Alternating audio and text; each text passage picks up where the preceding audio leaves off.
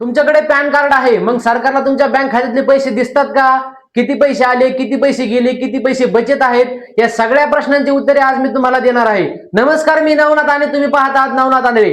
Business आणि finance related channel मध्ये आपलं स्वागत आहे. चला तर सुरू करूया. पॅन कार्डामुळे सरकारला तुमच्या खात्यातले पैसे दिसतात का? पॅन कार्ड म्हणजे काय? लक्षात ठेवा, पॅन कार्ड हे फक्त ओळखपत्र नाही, तर तुमचे सगळे आर्थिक व्यवहार, जसं की म्युच्युअल फंड असेल, शेअर बाजार असेल, तुमचं बँक अकाउंट असेल, तुमचे जे आर्थिक सगळे व्यवहार आहेत ते सगळे व्यवहार पॅन कार्डामध्ये जोडलेले आहेत. पॅन कार्ड म्हणजे तुमचं आर्थिक क्रमांक आहे. सगळे पैसे दिसतात का? महत्वाचा प्रश्न आहे. सरकारला तुमच्या बँक खात्यामधले सगळे पैसे दिसतात का? उत्तर आहे, सगळे पैसे बघत नाही सरकार. ज्यावर व्यवहार जास्ती झालेला आहे त्यावर सरकार रिपोर्ट करतो. उदाहरणार्थ, तुमच्या खात्यात झुपकून 20 लाख रुपये आले, कवा तुमच्या बापजन्मी कवा 20,000 नव्हते, झुपकून 20 लाख रुपये आले. इन्कम टॅक्स त्यावर रिपोर्ट करून चेक करतो तुमच्याकडे पैसे आले कुठून, तुम्हाला पैसे दिले कुठून, तुम्ही काम काय करता.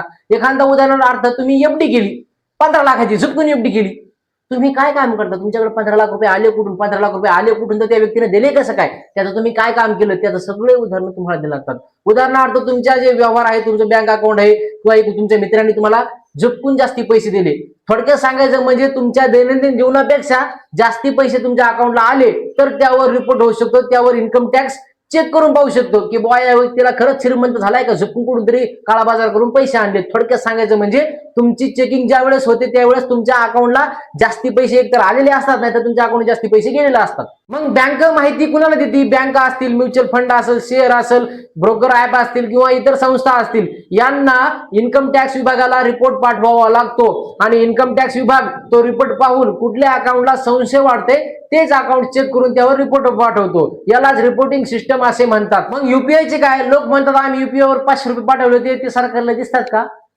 मला कोणीतरी 3,000 रुपये दिले ते सरकारला दिसतात का? मग मी भाजपाल्यावाल्याकडे 100 रुपये मारले होते ते सरकारला दिसतात का? बारीक सारीक गोष्टीकडे सरकार लक्ष देत नाही. सरकारला जी गोष्ट संशय वाटली त्याच गोष्टीवर रिपोर्ट लावून त्या गोष्टीची चेक करते की तुम्हाला पैसे आले ते कुठून, तुम्ही पैसे दिले तर कोणाला दिले, तर का दिले, आणि मग हे दिले पैसे तुमचं उत्पन्न काय, या गोष्टीची चेकिंग होते. युपीआय वर साधारणपणे आपण बारीक व्यवहार करतो, या व्यवहाराकडे सरकार जास्ती लक्ष देत नाही. सर्वात मोठा गैरसमज, पॅन कार्ड म्हणजे सरकार तुमच्या खिशात डोकावून बघतं, हे खरंच आहे असं नाही, पण पॅन कार्डामुळे तुमचे आर्थिक व्यवहार जुटलेले आहेत. उदाहरणार्थ, तुमचं म्युच्युअल फंडचं अकाउंट असेल, तुमचं बँकेचं अकाउंट असेल, तुमचं सेव्हिंग अकाउंट असेल, तुमचं दुसरं एखादा अकाउंट असेल, तुमचा एखादा दुसरा आर्थिक व्यवहार केला असेल, या सगळ्या गोष्टी पॅन कार्डाला जुटलेल्या आहेत.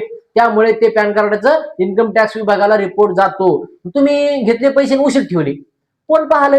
तुम्ही घेतले पैसे गाडीत ठेवले, कोण पाहले? तुम्ही घेतले पैसे टाकले एखाद्या कपाटात, कोण पाहले? पण तुमचे पैसे जर तुमच्या बँक खात्यात असेल, तुमचा एखादा म्युच्युअल फंड असेल, तुम्ही एखादी एफडी केली असेल, या गोष्टी तुमच्या ऑनलाईन आल्या तर तुमचे पैसे हे तुमचा रिपोर्ट इन्कम टॅक्स विभागाला जातो आणि इन्कम टॅक्स विभाग ते रिपोर्ट पाहून जो व्यक्ती जे खातं संशयित वाटते त्या खात्याला चेक करून त्यावर इन्क्वायरी करतं. लक्षात ठेवा, 200, 500, 1000, 1200, 2000 या गोष्टीकडे सरकार जास्ती लक्ष देत नाही. तुमच्या अकाउंटवर जास्ती उलाढाल झाली, तुमच्या अकाउंटवर झुपकून एखादे पैसे आले, तुमच्या अकाउंटवर जर अलग काही वाटलं, संशय वाटला, तरच सरकार ते चेकिंग करतं, इन्कम टॅक्स विभागावर रिपोर्ट लावून बघतो.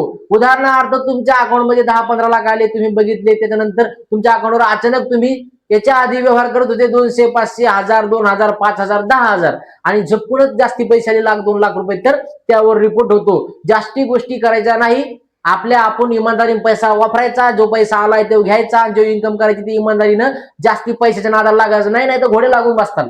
मित्रांनो, आजचा हा व्हिडिओ तुम्हाला कसा वाटला कमेंट करून नक्की सांगा. व्हिडिओ जर आवडला असेल तर लाईक करा, शेअर करा, सबस्क्राईब करा. भेटूयात पुढच्या व्हिडिओमध्ये. तोपर्यंत पाहत राहा नवनाथ आंधळे.